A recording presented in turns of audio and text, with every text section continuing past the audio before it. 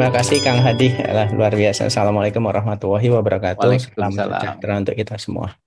Baik, walaupun di jam-jam urgent ya, puasa mungkin yang tidak berpuasa sudah makan ya jam-jamnya ngantuk ya.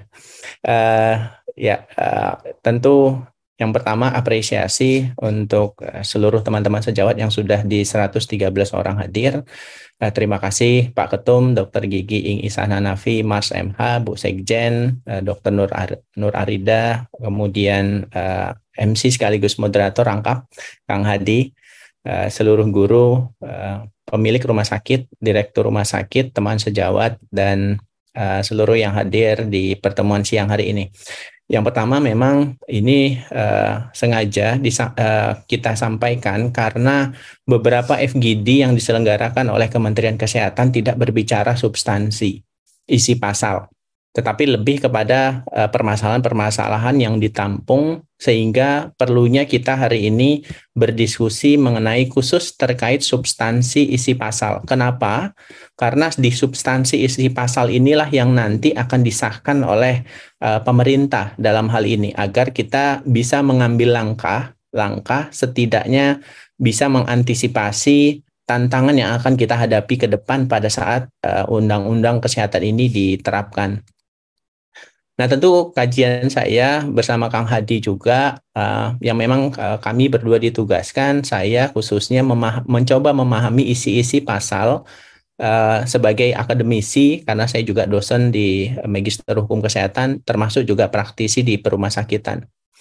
Nah, kalau kita melihat kepada draft yang sudah beredar, yang bisa kita download di situs dpr.go.id, ada naskah akademik di sana, dan kemudian ada draft RUU Kesehatan di sana.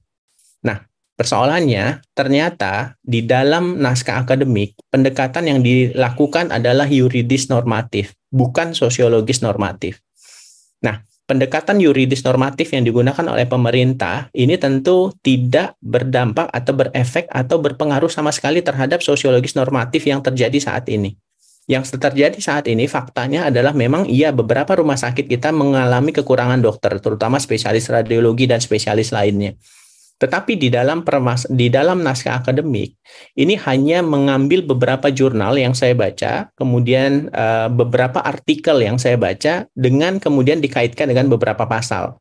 Hanya itu yang dilakukan di dalam naskah akademik, tidak melihat kepada konteks. Kalaupun ada, itu hanya beberapa. Jadi lebih besar, lebih banyak draft pasal-pasal yang diatur di dalam draft RUU ini pendekatannya adalah yuridis normatif. Artinya hanya melihat pasal-pasal yang berbenturan, kemudian hanya melihat, mohon maaf, kepentingan-kepentingan yang kemudian ini mencoba disesuaikan secara yuridisnya pasal per pasal. Ini tentu akan mengalami dampak permasalahan yang nanti akan kita lihat ada di dalam pasal-pasal.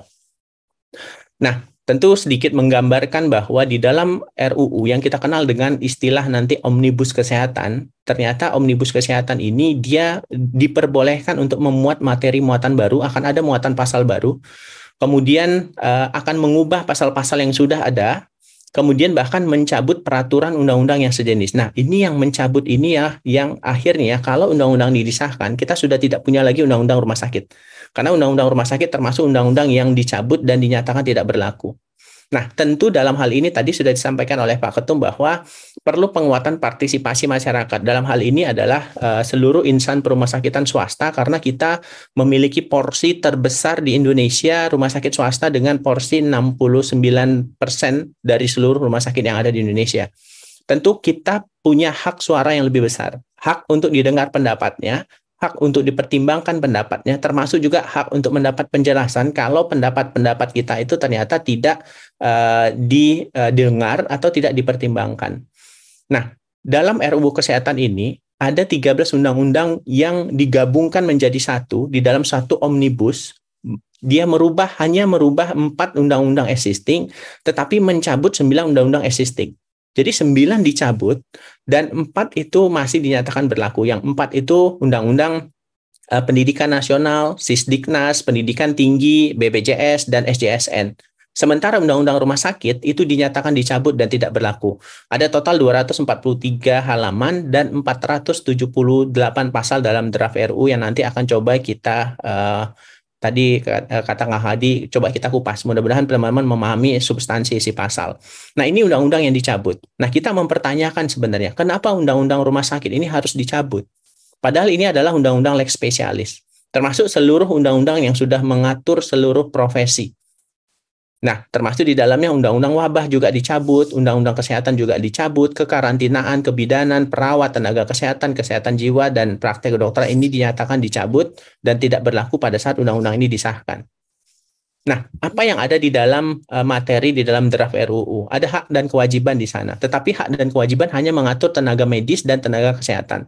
Ada upaya kesehatan, tenaga kesehatan, ada kelompok tenaga kesehatan baru yang kita kenal dengan tenaga kesehatan tradisional yang punya kewenangan bahkan sanksi pidana yang sangat minimal. Berbeda dengan tenaga medis. Nanti kita akan coba lihat di sana. Kemudian ada teknologi kesehatan dan ada satu yang baru, Komite Kebijakan Sektor Kesehatan yang diketuai oleh Menteri Kesehatan. Ini akan ada komite baru lagi. Di luar komite ada namanya BKKN, Badan Koordinasi Kekarantinaan, yang ini juga nanti akan diketuai. Ini juga satu, mohon maaf saya harus menyampaikan seperti bancakan. Ada komite-komite, ada badan-badan yang tentunya ini menjadi hal yang baru bagi kita, termasuk dihilangkannya Dewan Pengawas, tidak disebutkannya Dewan Pengawas Rumah Sakit dan Badan Pengawas Rumah Sakit. Nah, mengenai penyidikan dan ketentuan pidana, ini lebih mengarah kepada Kitab Undang-Undang Hukum Pidana. Jadi kita sudah hilang lex spesialisnya, Ci. Nanti kita akan lihat kenapa bisa hilang lex spesialisnya. Nah, yang menarik adalah pada saat RUU ini nanti disahkan oleh pemerintah harus mempersiapkan lebih kurang 105 peraturan pemerintah. Bayangkan, di Undang-Undang 44 2009 tentang rumah sakit saja, di situ ada amanah 8 PP yang harus diselesaikan, baru selesai 6, masih sisa 2.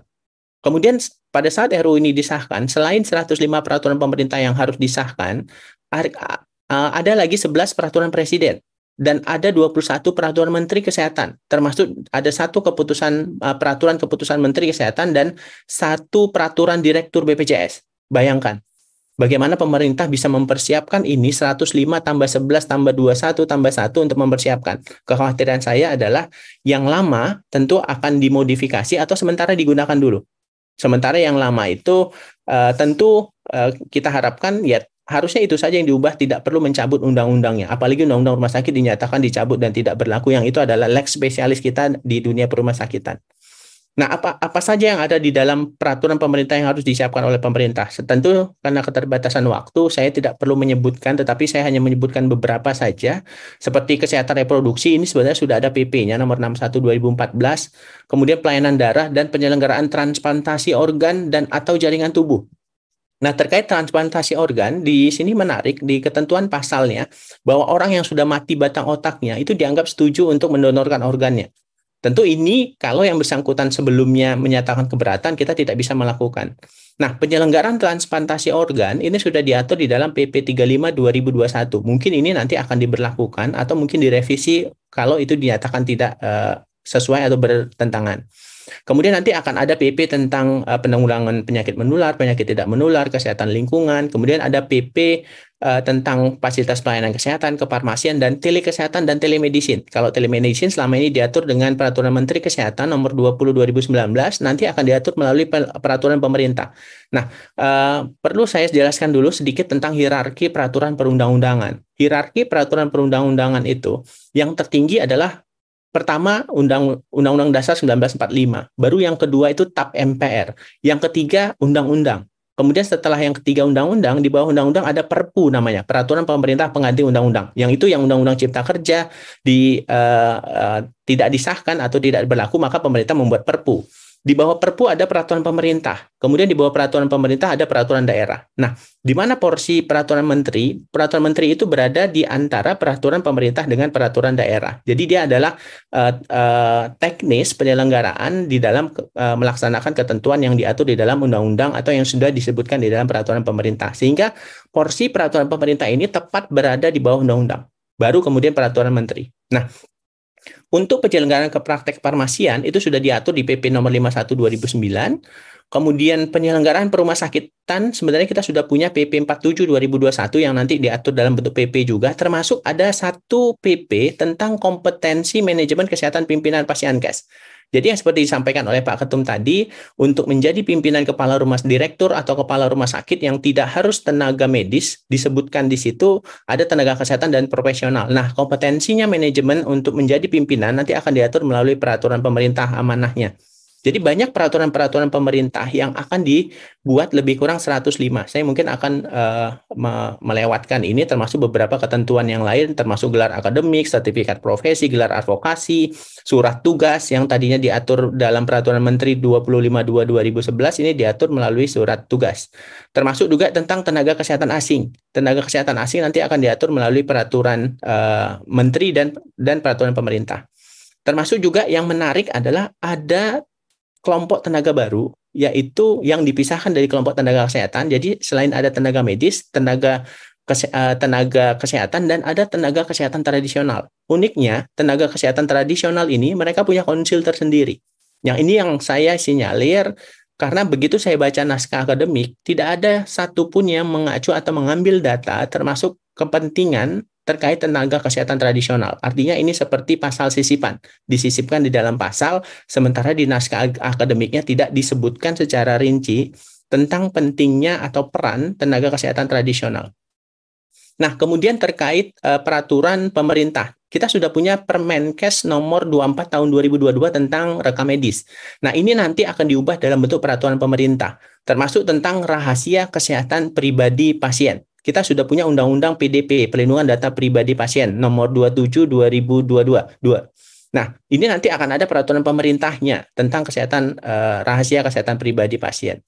Termasuk tentang KLB, kemudian tentang Pasienkes, penanggulangan kegiatan wabah, kemudian pengenaan sanksi administratif bagi rumah sakit dan tenaga kesehatan di fasilitas pelayanan kesehatan, dan juga tentang bagaimana pembayaran kepada fasilitas pelayanan kesehatan, serta kebutuhan rawat inap kelas standar nanti akan diatur melalui peraturan pemerintah.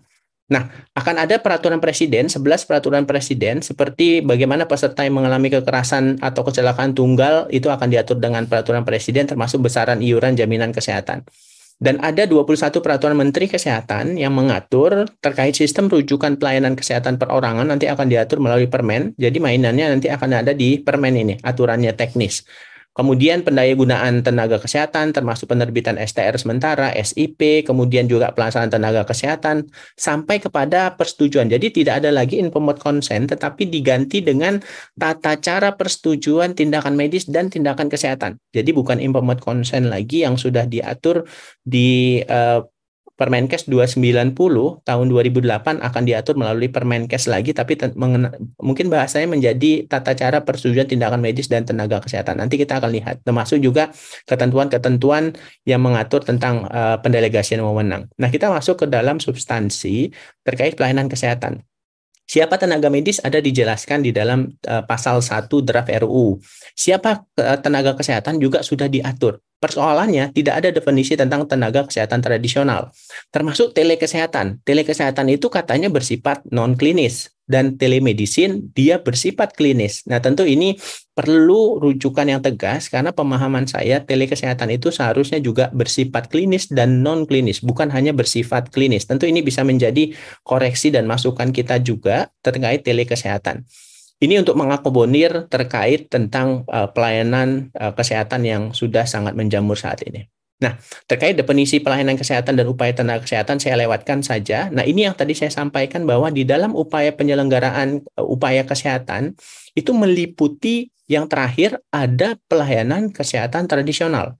Di sini menarik, saya sengaja bold di pelayanan kesehatan tradisional karena pasal ini sangat banyak di dalam ketentuan di dalam pasal, isi pasal. Yang pertama, bahwa di dalam pasal 193 SDM kesehatan itu ada 4 orang, ada 4 kelompok, mohon maaf. Yang pertama kelompok tenaga medis, yang kedua kelompok tenaga kesehatan tradisional, yang ketiga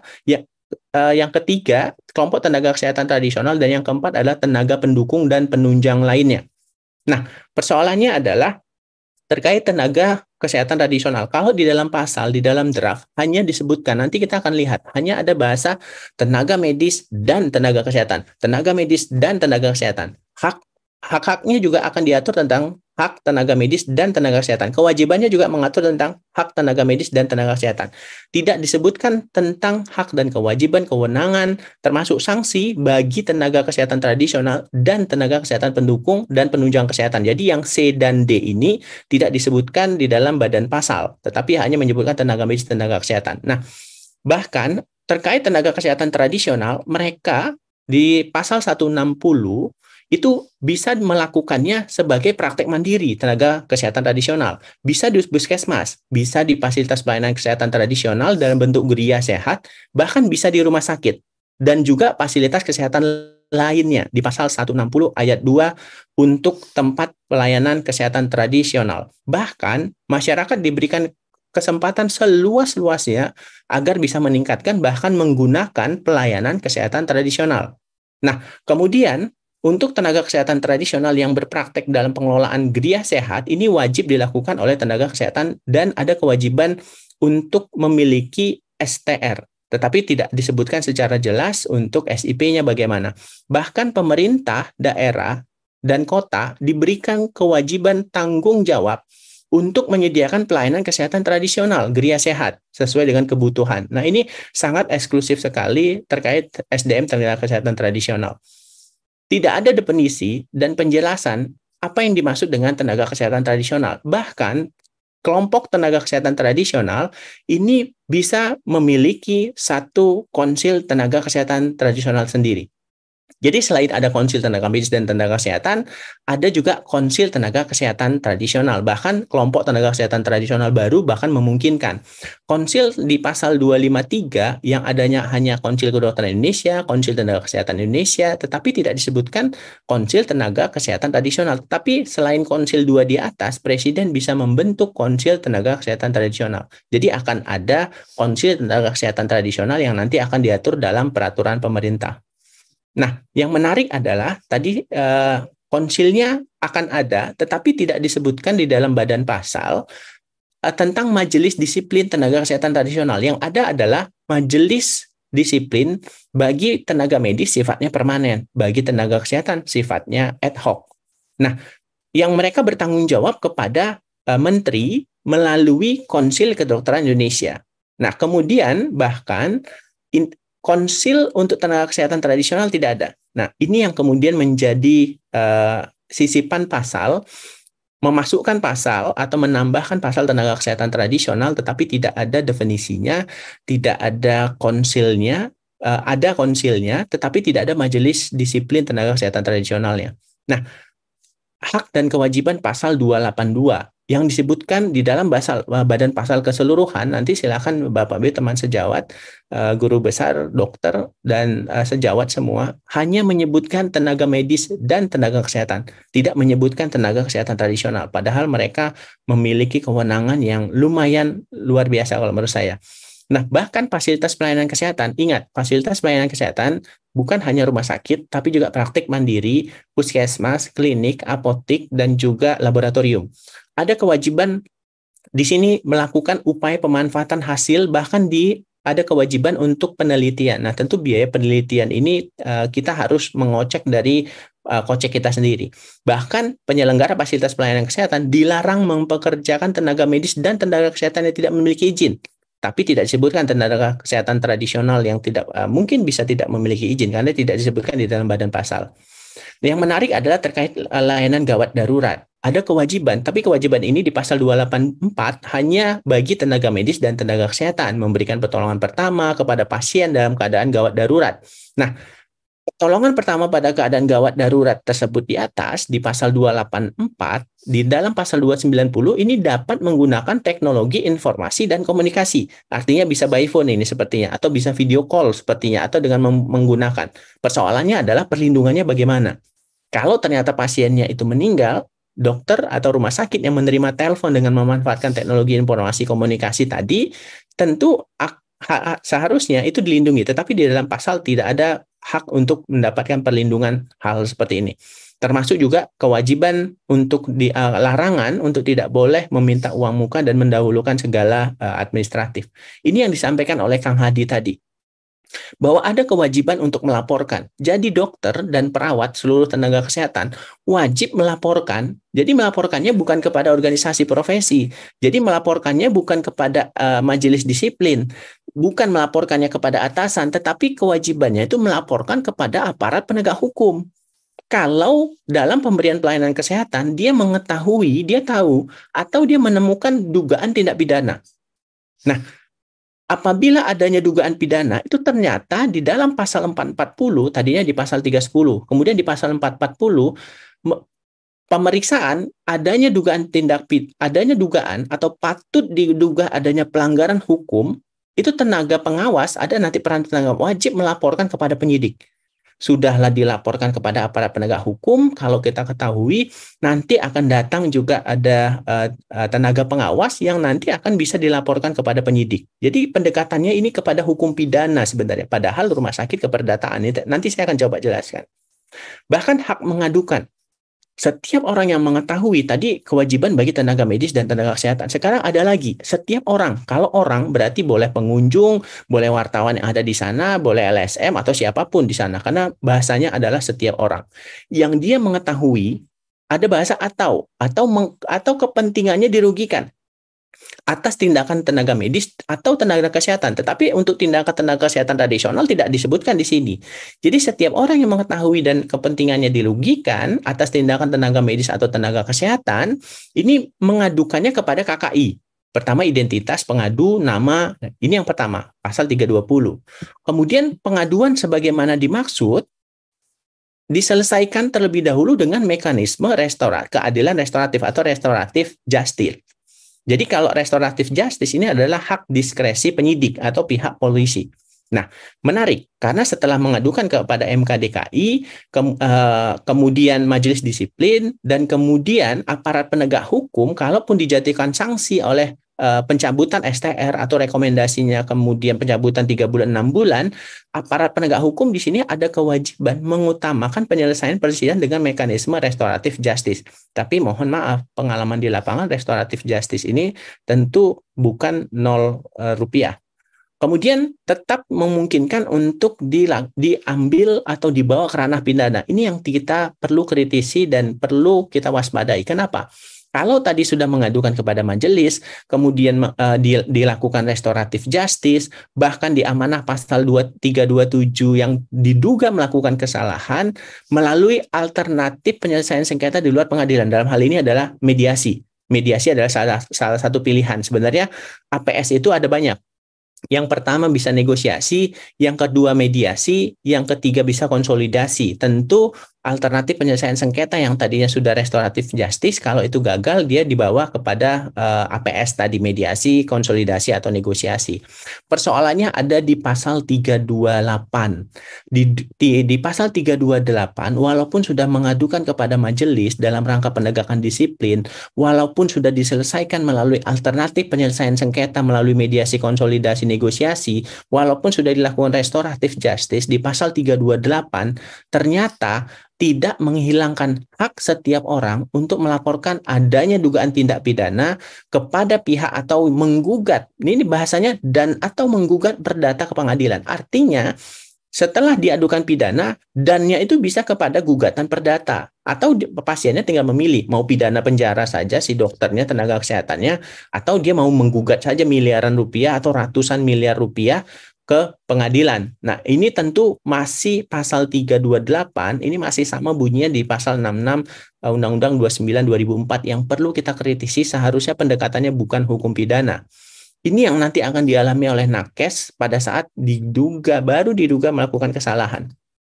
Belum lagi soal netizen, belum lagi komentar pasien keluarga, belum lagi komentar keluarganya satu kampung, belum lagi nanti harus memberikan klarifikasi manajemen komite medis sampai kepada MKEK, wartawan, pengadilan perdata, pengadilan pidana, ombudsman, KPK, BPRS, Dewas, SPI, dan lain sebagainya. Ini akan terjadi nanti pada saat RUU ini disahkan.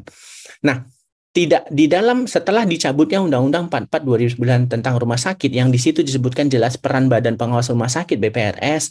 Kebetulan saya adalah anggota BPRS, termasuk juga Dewan Pengawas ini ternyata tidak ada lagi di dalam RUU. Yang ada disebut adalah tenaga pengawas karena RUU dan karena Undang-Undang 44 2009 tentang rumah sakit sudah dicabut dan dinyatakan tidak berlaku. Sehingga penggantinya, apakah ini menjadi pengganti tenaga kesehatan? Menurut pemahaman saya, iya. Nanti tenaga pengawas ini akan menjadi pengganti badan pengawas atau dewan pengawas. Nah, tenaga pengawas itu fungsinya dia memasuki fasilitas pelayanan kesehatan. Dia bisa masuk ke rumah sakit atau puskesmas klinik yang diduga digunakan untuk yang berhubungan dengan upaya pelayanan kesehatan. Termasuk dia akan memeriksa izin, tenaga medis, tenaga kesehatan. Bahkan kalau di pasal 440, tenaga pengawasan tadi, kalau adanya dugaan atau patut diduga adanya pelanggaran hukum, maka kewajiban tenaga pengawas punya kewajiban melaporkan kepada penyidik. Siap-siap saja. Setelah didatangi, maka akan dilaporkan. Berbeda dengan fungsi badan pengawas. Badan pengawas tentu akan memberikan sanksi administratif, tentu akan memberikan teguran atau lisan tertulis tergantung pelanggaran berat atau ringannya yang dilakukan. Tetapi pasal 440 memberikan amanah apabila adanya dugaan pidana atau bahkan baru patut diduga adanya pelanggaran hukum, termasuk fraud. Fraud itu dugaan tidak pidana, ya. Jadi kalau upcoding, undercoding itu termasuk adanya dugaan tidak pidana. Kalau ada itu, maka tenaga pengawas wajib melaporkannya kepada penyidik. Nah, ini tentu akan menjadi persoalan baru bagi kita di penyelenggaraan perumahsakitan. Nah, bahkan di pasal 442, kalau tadi diwajibkan tenaga pengawas kepada penyidik, tetapi di sini pemerintah bisa mengenakan lagi sanksi administratif bagi tenaga medis, tenaga kesehatan, bahkan rumah sakit atau pimpinan fasilitas pelayanan kesehatan yang melanggar ketentuan. Ini nanti sudah jatuh ke timpa rumah, bukan tangga lagi. Nah, kita masuk kepada rumah sakit, draft di dalam penyelenggaraan URU kesehatan. Nah, tadi Dr. Ing sudah sampaikan, struktur organisasi rumah sakit ada perubahan. Jadi Undang-Undang 44 2009 sebelumnya pasal 33, di situ unsur organisasi rumah sakit paling sedikit ada kepala rumah sakit atau direktur, ada unsur pelayanan medis, ada unsur keperawatan, ada unsur penunjang medis, ada unsur komite medis, ada satuan pengawas internal dan administrasi umum keuangan. Tapi di dalam pasal 182 RUU, dia menghilangkan unsur satuan pengawas internal. Jadi tidak akan ada lagi yang namanya satuan pengawas internal. Yang ada di situ apa? Penggantinya. Penggantinya adalah unsur riset. Persoalannya riset itu berbayar atau gratis. Siapa yang membiayai? Tidak dijelaskan di dalam RUU. Nah, jadi ada kewajiban rumah sakit punya unsur riset di sana. Jadi SPI sepertinya sudah tidak dibutuhkan lagi. Nah, ada unsur perawat yang lain tetap sama, ada komite medis, komite kesehatan, kemudian operasional dan teknologi informasi, ada tambahan bidang baru namanya operasional dan teknologi informasi, ada pemasaran yang tadinya belum disebut, serta administrasi umum dan keuangan, serta unsur riset. Jadi tidak dibutuhkan sepertinya satuan pengawas internal lagi. Kemudian pimpinan rumah sakit, seperti yang disampaikan oleh Dr. Ing tadi. Kalau dulu ada larangan di dalam Undang-Undang 44 2009 tentang rumah sakit pasal 34, ada larangan. Pemilik rumah sakit tidak boleh merangkap menjadi kepala rumah sakit, jelas dan tegas. Tetapi di dalam pasal 182, bahasa pemilik tidak boleh merangkap menjadi kepala rumah sakit ini dihilangkan. Kalau dihilangkan, tidak disebutkan berarti diperbolehkan. Kepala rumah sakit siapa saja? Boleh dijabat oleh tenaga medis, boleh dijabat oleh tenaga kesehatan, boleh dijabat oleh profesional. Siapa profesional? Di luar tenaga medis dan tenaga kesehatan. Misalnya anaknya perawat yang bekerja di situ sambil sekolah SE, MM, kemudian mengambil manajemen rumah sakit, maka anaknya tadi yang membantu ayahnya di sana bisa menjadi kepala atau direktur rumah sakit. Hak rumah sakit. Di pasal 30 Undang-Undang 44 2009 tentang rumah sakit, sebelumnya rumah sakit punya hak mendapatkan insentif pajak bagi rumah sakit publik dan rumah sakit yang ditetapkan sebagai rumah sakit pendidikan. Pasal mendapatkan insentif pajak ini dihilangkan di dalam pasal 186. Nah, ini yang kemudian akan semakin berbahaya potensinya. Mohon disimak dan disikapi oleh seluruh kita semua agar ini tidak menjadi permasalahan nanti ke depan. Yang ada disebutkan di dalam pasal 4 ayat 1 huruf C, bahwa di sana setiap orang itu berhak mendapatkan perawatan kesehatan hingga mendapat kesembuhan. Bahkan terkait perawatan kesehatan hingga mendapatkan kesembuhan diulangi lagi di dalam pasal 164 ayat 4. Disebutkan fasilitas pelayanan kesehatan, dalam hari ini salah satunya adalah rumah sakit wajib memberikan layanan kesehatan kepada pasien secara maksimal sampai diperoleh kesembuhan. Kemudian bahkan disebutkan kembali di dalam halaman 216 pasal 13A, selain mendapatkan pembayaran manfaat, jadi peserta BPJS berhak mendapatkan semua fasilitas pengobatan, semua tindakan medis yang diperlukan untuk semua jenis penyakit agar tercapai kesembuhan. Persoalannya adalah kesembuhan itu milik siapa, tanggung jawab siapa. Bahwa trias kesembuhan itu harus ada peran dokter dan tenaga kesehatan, harus ada peran sarana prasarana, termasuk juga peran dari pasiennya. Kalau seharusnya koreksinya adalah pasal 4 ayat 1 huruf C, pasien itu mendapatkan perawatan perawatan kesehatan sesuai dengan standar profesi dan standar pelayanan, bukan sampai kepada kesembuhan. Bayangkan, kalau ada pasien kecelakaan, kraniotomi, atau dia mengalami patah tulang, sembuhnya itu kan butuh waktu 12 bulan. Dia nggak akan mau dipulangkan, dia berobat jalan di 2 minggu ke depan atau 3 minggu ke depan, karena dia belum sembuh. Karena hak dia akan mendapatkan pelayanan hingga kesembuhan. Belum lagi penyakit hipertensi, darah tinggi, aritmia, yang dia akan dirawat terus sampai sembuh aritmianya, atau sampai sembuh hipertensinya. Ini nanti akan menjadi persoalan baru. Nah, tentu kesembuhan ini nanti akan menjadi permasalahan baru bagi kita insan perumah sakitan dalam penyelenggaraan pelayanan kesehatan, apalagi dengan tarif BPJS yang tadinya jumlahnya yang hanya naik rata-rata di 9%. Bahasa hingga mendapat kesembuhan, ini fokus sengaja saya highlight karena perlu pemahaman oleh pembuat undang-undang termasuk kita semua untuk memberikan kritisi bahwa pasien itu makhluk psikososial. Kalau dia stres, kalau dia punya masalah, tentu ini akan mempengaruhi kesembuhannya. Tetapi di dalam pasal sebelumnya itu sudah mengacu kepada sepertinya terkesan ini menjadi kewajiban dokter dan tenaga kesehatan termasuk juga rumah sakit. Kondisi pasien, keparahan pasien, termasuk juga dukungan sosial budaya dan keyakinan spiritual, ini bukan ditentukan oleh dokter, bukan ditentukan oleh fasilitas pelayanan kesehatan, tetapi ditentukan juga oleh faktor pasien. Jadi koreksi kita terkait pasal 4 dan pasal 164 serta pasal 13A yang menyebutkan hingga mendapat kesembuhan perlu diberikan kritik, saran, dan koreksi kita bersama. Kemudian terkait hak akses informasi dalam dokumen rekam medis.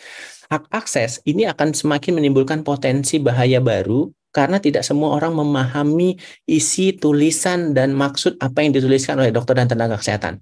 Tetapi pasien diberikan hak sesuai pasal 307 ayat 2 bahwa setiap pasien diberikan hak untuk mengakses informasi yang terdapat dalam dokumen rekam medis. Padahal di ketentuan sebelumnya hanya mengatur terkait hak pasien hanya resume. Bahkan sudah ada putusan Mahkamah Konstitusi, bahkan sudah ada putusan Mahkamah Agung di tahun 2011 bahwa ada gugatan dari seorang pengacara yang menginginkan seluruh isi dokumen rekam medis, tetapi hakim menggagalkan atau kemudian gugatannya itu dinyatakan kalah bahwa hak pasien tetap adalah resume. Bukan hak pasien itu mengakses informasi yang terdapat dalam dokumen rekam medis. Hak mengakses informasi ini apalagi dengan teknologi telemedis, teknologi e-medical record tentu akan menjadi persoalan baru bagi kita atau tantangan ke depan bagi kita di dunia perumah sakitan. Termasuk juga ketentuan manfaat yang tidak dibatasi untuk mendapatkan semua fasilitas pengobatan dan tindakan medis. Jadi peserta BPJS yang menjalani rawat inap, ya, dia tidak dibatasi oleh jangka waktu perawatan. Tadi ini menyambung dengan tadi hak untuk mendapatkan pelayanan hingga memperoleh kesembuhan dengan biaya yang minimalis tadi. Ini akan menjadi persoalan baru. Tanpa dibatasi kuota layanan BPJS, termasuk juga peserta mendapatkan semua fasilitas pengobatan dan tindakan medis yang diperlukan untuk jenis penyakit ya agar tercapai kesembuhan untuk semua jenis penyakit untuk tercapai kesembuhan. Ini nyambung linear dan ini akan menjadi persoalan baru bagi rumah sakit untuk bagaimana mengedukasi pasien termasuk juga ini akan menjadi polemik baru di lapangan dengan manfaat tidak dibatasi haknya untuk memperoleh hingga kesembuhan akan menjadi persoalan baru yang perlu kita sampaikan di diskusi ini. Mengenai tarif, sudahlah tarif kita naik kemarin menunggunya sampai 2016 terakhir, kemudian 2022 ini sudah hampir 9 tahun, dan itu hanya naik 9%. Nah, ada ketetapan mengenai tarif rumah sakit. Sebelumnya, undang-undang sebelumnya, hanya menteri yang menetapkan pola tarif nasional. Jadi semuanya mengacu ke dalam pola tarif nasional. Dan di sini diberikan penetapan tarif rumah sakit. Jadi rumah sakit dalam menetapkan tarif ternyata harus berdasarkan pada pola tarif nasional dan juga pada pagu tarif maksimal. Jadi tidak boleh di atas tarif nasional atau bahkan di atas dari tarif pagu tarif maksimal. Untuk tarif pagu maksimal itu ditetapkan oleh gubernur masing-masing di provinsi. Ini nanti akan menjadi persoalan baru juga, apalagi dengan hak pasien mendapat kesembuhan sampai kemudian juga pelayanan yang tidak dibatasi untuk memperoleh semua fasilitas tadi. Untuk rawat inap kelas standar. Untuk rawat inap kelas standar disebutkan di dalam pasal 19, peserta yang membutuhkan rawat inap kelas standar ini nanti akan diatur melalui peraturan presiden. Nah, ada yang baik memang di dalam RUU ini, seperti kecelakaan tunggal. Kecelakaan tunggal untuk peserta yang mengalami kekerasan, dipukul, terjatuh, dikeroyok, kemudian atau kecelakaan tunggal terjatuh gitu ya, atau menabrak, yang membutuhkan pelayanan kesehatan, ini berhak mendapatkan pelayanan sesuai dengan kebutuhan medis yang nanti akan diatur dengan peraturan presiden. Nah, ada sanksi di sini. Jadi kalau ada sanksi, pertama di pasal 170 kewajiban. Fasilitas pelayanan kesehatan ada kewajiban mengirimkan laporan. Jadi rumah sakit wajib mengirim laporan. Laporan apa? Hasil pelayanan. Laporan apa? Pendidikan. Laporan apa? Penelitian. Laporan apa? Pengembangan kepada pemerintah dan tembusan pemerintah daerah. Nah, persoalan mengirimkan laporan hasil pelayanan ini masih menjadi rancu. Hasil pelayanan yang dimaksud apa? Kalau kita kemudian mengirimkan laporan hasil pelayanan yang dimaksud sembuh atau tidak sembuh, ini akan menjadi bumerang bagi rumah sakit. Nah, ada kewajiban bagi rumah sakit, ya, penyelenggara fasilitas pelayanan kesehatan dilarang mempekerjakan tenaga medis dan tenaga kesehatan yang tidak memiliki izin, tetapi tidak disebutkan tentang tenaga kesehatan. Sanksinya ada di dalam pasal 446. Jadi, rumah sakit atau orang yang mempekerjakan tenaga medis atau tenaga kesehatan yang tidak punya SIP, ini langsung dipenjara. Dulunya pasal penjara ini tidak ada. Jadi langsung dipidana dengan pidana penjara paling lama 3 tahun atau milih denda paling banyak kategori 5. Kategori 5 itu berapa? 500 juta. Jadi kalau itu dilakukan oleh korporasi, PT, atau yayasan, ini ditambah lagi sepertiga atau dijatuhi hukuman tambah pencabutan izin langsung. Jadi rumah sakit ada larangan mempekerjakan tenaga medis dan tenaga kesehatan. Kalau ada rumah sakit yang sengaja mempekerjakan tenaga medis dan tenaga kesehatan yang ternyata tidak punya izin, maka ini dikenakan langsung pidana penjara paling lama 3 tahun atau denda paling banyak kategori 5. Hati-hati. Jadi pasal 170 sanksinya ada di pasal 446 langsung penjara 3 tahun. Kemudian audit pelayanan kesehatan ini menarik karena sebelumnya di Undang-Undang Rumah Sakit yang akan dicabut 44/2009 pasal 39 ada audit memang. Tapi di sana disebut audit kinerja dan audit medis. Audit kinerja dilakukan oleh SPI, audit medis dilakukan oleh komite medis. Tetapi ini dihilangkan. Di dalam RUU Kesehatan bahasanya menjadi audit pelayanan kesehatan. Untuk audit pelayanan kesehatan ini tanggung jawabnya kepada pimpinan fasilitas pelayanan kesehatan yang nanti siapa yang melaksanakan pembinaan pengawasan akan dilakukan oleh pemerintah pusat dan pemerintah daerah. Ini nanti terkait tentang kewajiban untuk kendali mutu dan kendali biaya. Jadi tidak ada lagi audit medis, tidak ada lagi audit kinerja, yang ada adalah audit pelayanan kesehatan yang tidak jelas definisinya dan bentuknya seperti apa. Kemudian audit medis itu jelas definisinya di undang-undang sebelumnya 44/2009, makanya kita sebenarnya harusnya mendukung jangan dicabut undang-undang 44/2009 rumah sakit keseluruhan, harusnya pasal-pasal yang diubah saja.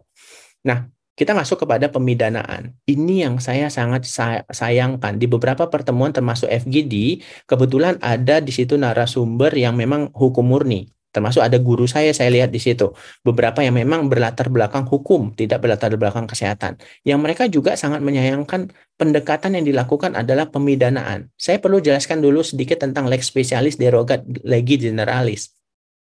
Pada saat undang-undang ini disahkan, maka undang-undang rumah sakit tidak ada lagi. Ada 9 undang-undang yang dicabut. Padahal 9 undang-undang yang dicabut ini dan dinyatakan tidak berlaku ini adalah undang-undang lex spesialis, termasuk undang-undang rumah sakit. Undang-undang bidan, praktek kedokteran. Lex spesialis artinya apa? Bahwa ketentuan-ketentuan yang berlaku umum itu dikesampingkan, tetapi menggunakan pendekatan yang berlaku khusus. Contoh yang paling gampang. undang-undang kalau orang melakukan tindak pidana korupsi tidak menggunakan KUHP, tetapi menggunakan undang-undang tindak pidana korupsi yang sudah banyak peraturan turunannya. Jadi itu contoh lex spesialis. Nah, apalagi untuk tindak pidana pembakaran hutan itu menggunakan lex spesialis. Untuk tindak pidana pencucian uang atau keuangan itu menggunakan lex spesialis. Sayangnya untuk pelayanan kesehatan ini dihilangkan lex spesialisnya. Jadi pendekatannya itu langsung kepada, karena undang-undangnya sudah dicabut lex spesialisnya, rumah sakit, praktek kedokteran. Jadi pendekatannya yang dilakukan adalah pendekatan tindak pidana. Buktinya di mana? Ada di sini. Di dalam pasal 443 ini menggunakan KUHP.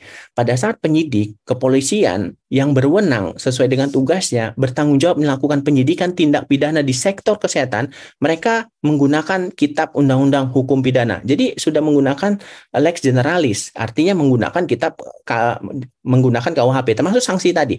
Sanksi kategori 5, kategori 4 itu adalah pendekatan KUHP, bukan lex spesialis lagi. Ini yang kita sangat sayangkan sebenarnya. Pendekatannya lebih kepada pemidanaan, bukan, padahal pelayanan kesehatan adalah inspanding perbintenis kesepakatan.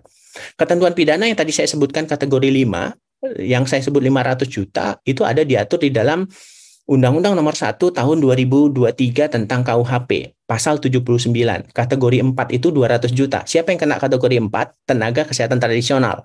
Siapa yang kena kategori 5? 500 juta tenaga medis dan tenaga kesehatan dan rumah sakit. Kenanya di denda 500 juta. Untuk kategori 7 itu 5 miliar. Ini ketentuan yang diatur di dalam KUHP. Jadi pendekatan KUHP, bukan lex spesialis lagi. Ketentuan pidana bagi yang mempekerjakan tadi. Kategori 5, pidana penjara atau 3 tahun, atau kategori 5, 500 juta. Nah, ini ketentuan pidana bagi tenaga medis tadi.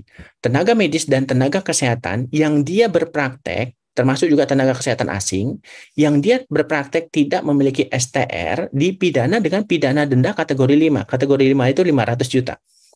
Nah, untuk tenaga medis atau tenaga kesehatan tadinya sudah kena 500 juta, tak punya STR, dia tak punya SIP lagi. Maka tambah lagi dendanya kategori 5 lagi. Jadi total udah 1 miliar ini. STR-nya tak punya 500 juta, SIP-nya tak punya 500 juta lagi. Jadi total sudah 1 miliar nih bagi tenaga medis dan tenaga kesehatan. Barulah tamat wisuda 2 hari yang lalu, lupa mengisi, tapi kena pidana 1 miliar.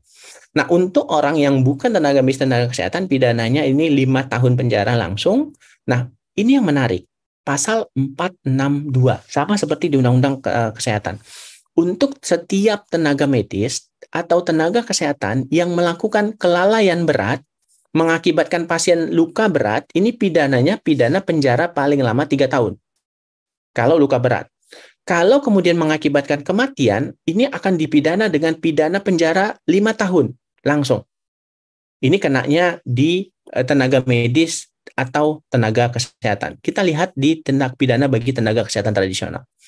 Setiap orang yang tanpa izin, sudahlah tanpa izin, melakukan praktek pelayanan kesehatan tradisional, kemudian mengakibatkan kerugian harta benda, mengakibatkan luka berat, mengakibatkan kematian, pidananya hanya pidana penjara paling lama 1 tahun, dan denda paling banyak kategori 4. Paling banyak kategori 4 itu 200 juta.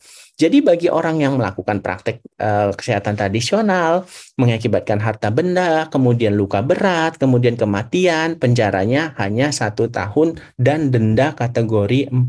Bayangkan, untuk tenaga medis, pidananya kalau luka berat saja 3 tahun, kalau mati 5 tahun, tak punya STR 500 juta, tak punya SIP 500 juta. Total itu sudah 5 tahun dan 1 miliar ya ancaman bagi tenaga medis, tenaga kesehatan. Beda dengan tenaga kesehatan tradisional, walaupun mereka di pasal 161 punya kewajiban harus memiliki STR.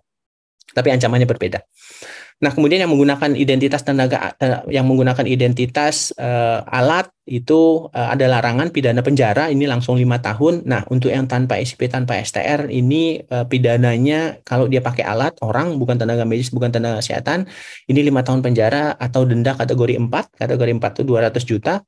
Ini tidak sinkron dengan dokter yang tadi kategori 5, sementara ini orang pakai alat, pakai metode, memberikan pelayanan kepada masyarakat, kemudian ancamannya pidana penjara paling lama 5 tahun, tapi ada pilihan atau di situ. atau denda paling banyak kategori 4. Kategori 4 200 juta. Kalau dia punya uang 150 juta, dia bebas. Jadi penjara pidananya 5 tahun hilang. Nah, kemudian tenaga medis sendiri, ini beda. Di pas ayat 3-nya, dia kalau tanpa STR dan atau tanpa SIP, bisa dua-duanya, ini diancam dengan pidana 500 juta rupiah. Nah, kemudian pidana yang lain seperti ASI eksklusif, memperjualbelikan darah, kemudian mengkomersialkan jaringan tubuh, itu bisa mencapai 1 miliar, bedah plastik, kemudian memproduksi sediaan tanpa izin edar, termasuk yang tidak memiliki keahlian kewenangan melakukan praktek kefarmasian, ini pidana denda kategori 6. Ketentuan pidana, makanya pendekatannya di sini adalah KUHP. Pendekatan pidananya itu menggunakan KUHP secara keseluruhan. Nah, ada penyidik pegawai negeri sipil yang diamanahkan di sini setelah ada tenaga pengawas, kemudian orang yang melapor, tenaga medis ada kewajiban melapor, ada penyidik PNS di sini. Ketentuannya diatur di dalam pasal 44. Tapi saya hanya ingin menyampaikan di sini terkait pasal 446 yang menurut saya ini hak eksklusif bagi tenaga medis dan rumah sakit militer. Ya, saya perlu sampaikan seharusnya hak eksklusif ini tidak hanya diberikan kepada rumah sakit militer saja, tetapi harusnya diberikan kepada rumah sakit swasta yang jumlahnya mencapai 69% dari total rumah sakit yang berada di Indonesia. Lihat di pasal 446, kalau terjadi tindak pidana di lingkungan rumah sakit militer dan dilakukan oleh tenaga medis militer, baik itu tenaga medis militer, dokter atau perawat militer, maka penyidikannya hanya boleh dilakukan oleh penyidik TNI. Jadi penyidik PNS, penyidik Polri tidak boleh masuk. Harusnya kita punya hak eksklusif yang sama. Bahwa kalau ada dugaan tindak pidana, harusnya ada hak eksklusif yang sama. Ini menarik. Kemudian terkait BPJS Kesehatan. Terkait BPJS Kesehatan, ini yang kemudian mungkin teman-teman pernah dengar juga bahwa akan berada di bawah menteri. Jadi pertanggungjawabannya tetap kepada presiden, tetapi melalui Menteri Kesehatan untuk BPJS Kesehatan. Melalui Menteri Tenaga Kerja bagi BPJS Tenaga Kerja. Sebelumnya langsung bertanggung jawab kepada presiden, pasal 7 Undang-Undang 24 2011.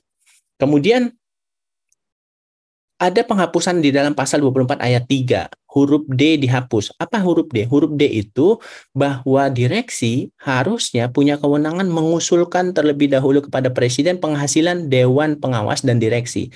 Nah, mengusulkan kepada presiden besaran gaji atau penghasilan bagi dewan pengawas dan direksi ini dihapus. Kita kurang tahu apakah dihapus ini nanti tidak pemahaman saya adalah tidak perlu lagi mengusulkan kepada presiden, tetapkan sendiri, berlakukan sendiri, SK-kan sendiri.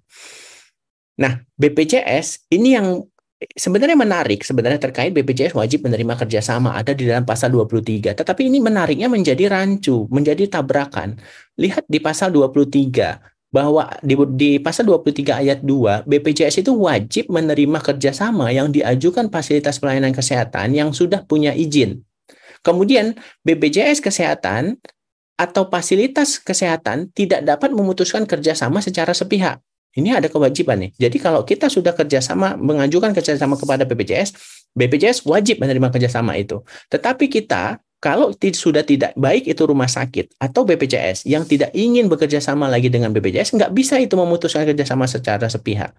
Kalau ada dugaan pelanggaran dan akan dilakukan pemutusan hubungan kerja, BPJS Kesehatan harus terlebih dahulu berkoordinasi dengan menteri.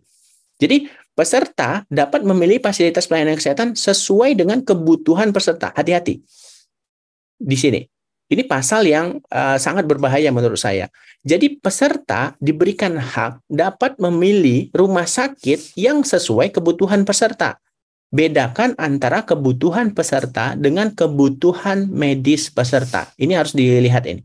Karena yang disebutkan adalah kebutuhan peserta, maka pesertanya butuhnya suka-sukanya saja. Dia butuh ronsen, dia butuh CT scan, dia butuh endoskopi. Padahal belum tentu. Dia butuh ronsen, batuk dia butuh ronsen gitu ya. Nah, ini harus hati-hati di pasal 23 ayat 5. Bahwa peserta diberikan hak memilih fasilitas pelayanan kesehatan sesuai dengan kebutuhan peserta. Bukan kebutuhan peserta, tetapi kebutuhan medis peserta. Jadi kebutuhan medisnya itu yang akan nanti menentukan dokter rumah sakit sesuai dengan kebutuhan medisnya. Bukan sesuai dengan kebutuhannya atau keinginannya. Tetapi terkait kewajiban menerima kerja sama ini bertentangan dengan pasal 11-nya. bahwa di dalam pasal 11 BPJS ternyata masih diberikan kewenangan untuk membuat atau menghentikan kerjasama dengan fasilitas pelayanan kesehatan. Ini tabrakan pasal kalau menurut saya. Rancu, mana yang mau kita gunakan? Tadinya sudah kewajiban menerima kerjasama, tetapi ternyata BPJS punya kewenangan lagi. Harusnya dicabut kewenangan pasal 11 huruf E ini untuk membuat atau menghentikan kerjasama dengan fasilitas pelayanan kesehatan. Kemudian kewajiban mendaftarkan peserta. Kita punya pegawai banyak, ratusan, ada perawat, ada tenaga kesehatan, tenaga medis, tenaga non-kesehatan. Pemberi kerja wajib mendaftarkan dirinya sendiri, pimpinannya, termasuk juga pekerja. Jadi kalau pegawai kita yang sudah kita rekrut, tidak kita daftarkan kepada peserta BPJS, maka dia sendiri bisa mendaftarkan dirinya sendiri dengan ditanggung oleh pemberi kerja. Ya, jadi dia boleh datang ke BPJS atau ke kantor BPJS, dia daftarkan nanti iurannya nanti rumah sakit yang bayar gitu. Persoalannya ada di sini. Ternyata pemberi kerja, kalau ada perawat kita atau pegawai rumah sakit kita kemudian mengundurkan diri atau kita pecat atau kita ya kita katakanlah mengundurkan diri atau kita pecat karena pelanggaran, kita pemberi kerja tidak bisa menghentikan kepesertaan BPJS yang sudah kita bayarkan tanpa ada putusan pengadilan yang berkekuatan hukum tetap. Artinya kita tetap bayar iuran ini terus sampai kemudian ada putusan pengadilan yang mengatakan ini boleh tidak dibayar. Nah, menunggu putusan pengadilan itu bukan sehari 2 hari, bukan sebulan 2 bulan, bisa tahunan. Berarti setahun itu, walaupun dia bukan pegawai kita lagi, bukan bekerja untuk di rumah sakit kita lagi, kita harus terus membayarkan kepesertaannya. Kita tidak bisa menghentikan kepesertaannya tanpa ada putusan pengadilan yang berkekuatan hukum tetap. Pilihannya ada yang lain, permintaan dari pekerja itu sendiri. Jadi kita minta pekerja itu sendiri untuk mencabut kepesertaannya. Apa mau? Atau kita tidak berpolemik nanti dengan advokat atau pengacara. Masalahnya nanti akan di sana. Tidak bisa menghentikan kepesertaan sebelum ada putusan pengadilan yang berkekuatan hukum tetap. Artinya pengeluaran kita akan lebih banyak lagi. Terkait hospital base, ini ada diatur, jadi rumah sakit swasta diperbolehkan menjadi rumah sakit pendidikan sebagai institusi penyelenggara pendidikan profesi tertentu yang tentu akan diatur dengan peraturan pemerintah bagaimana rumah sakit kita bisa menjadi institusi, bisa mendidik dokter spesialis, bisa mendidik dokter subspesialis, termasuk juga bisa mendidik fellowship. Termasuk ketentuan di hospital base untuk penyelenggaraan institusi, ini institusi pendidikan yang dimaksud itu adalah rumah sakit. Nah, terkait STR, SIP dan tenaga kerja asing, untuk SIP tenaga kerja asing ini registrasinya ada di dalam pasal 245 yang memang sebelumnya pemerintah masih mengatur tentang STR itu seumur hidup, tetapi ternyata di dalam pasal 245 STR ini tetap berlaku 5 tahun. Tentu ini nanti akan ada negosiasi mana yang akan digunakan, apakah memang kewajiban STR seumur hidup atau memang ini berlaku hanya diulang setiap 5 tahun sekali. SIP juga demikian, pengaturannya 5 tahun sekali, tetapi sepertinya ada kesepakatan antara pemerintah dan organisasi profesi tetap berlaku 5 tahun sekali. Kemudian ada surat tugas yang sebelumnya sudah diatur di dalam Permenkes 252/2011 yang mengatur tentang surat tugas, tetapi nanti surat tugas ini nanti akan diatur melalui peraturan pemerintah. Nah, terkait tentang kewajiban standar profesi dan standar prosedur standar pelayanan, ini nanti akan diatur dalam peraturan pemerintah, tidak diatur lagi dalam peraturan Menteri Kesehatan. Nah, untuk pemanfaatan tenaga medis dan tenaga kesehatan warga negara asing lulusan luar negeri, ternyata ini ada kemudahan saya melihatnya. Kemudahannya di mana? Tidak perlu tidak wajib berbahasa Indonesia. Selain tidak punya kewajiban berbahasa Indonesia, ternyata bagi mereka yang sudah pernah bekerja di rumah sakitnya 5 tahun, boleh langsung tanpa perlu penyesuaian atau evaluasi kompetensi. Jadi sangat sangat mudah. Termasuk juga diberikan STR sementara yang berlaku 3 tahun dan boleh diperpanjang. Nah, kalau dia sudah berpraktek spesialis atau berpraktek subspesialis di luar negeri paling sedikit 5 tahun, maka tidak perlu ada ujian lagi atau adaptasi. Jadi boleh langsung. Nah, terkait mutu pelayanan, ada peran dari organisasi profesi diberikan di sini, menteri bersama lembaga pelatihan, termasuk juga penyelenggaraan boleh di rumah sakit pendidikan. Mungkin demikian Kang Hadi, saya kembalikan ke Kang Hadi. Mohon maaf apabila terlalu cepat karena waktu yang diberikan pas sepertinya 1 jam. Terima kasih, selamat sore.